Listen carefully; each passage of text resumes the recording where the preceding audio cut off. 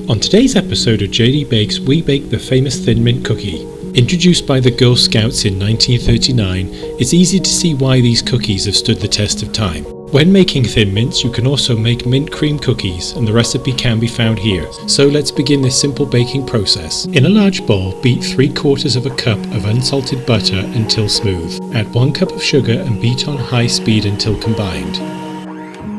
Now beat in 1 egg, 1 teaspoon of vanilla extract, and 1/4 teaspoon of peppermint extract. In a fresh bowl, sift 1½ cups of all-purpose flour and 3/4 cup of cocoa powder together. Add 1 teaspoon of baking powder and whisk until combined. Now slowly and gradually combine the dry and wet ingredients together as demonstrated.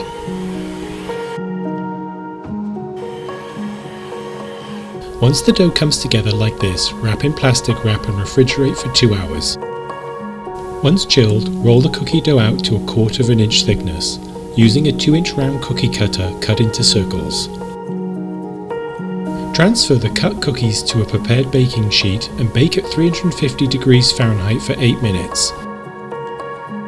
To ensure even baking, rotate the baking sheet after 4 minutes. Let the cookies cool on the baking sheet for 5 minutes, then transfer to a wire rack to cool completely. Repeat these previous steps until you have around 30 cookies. Finally, it's time to coat the cookies in rich chocolate.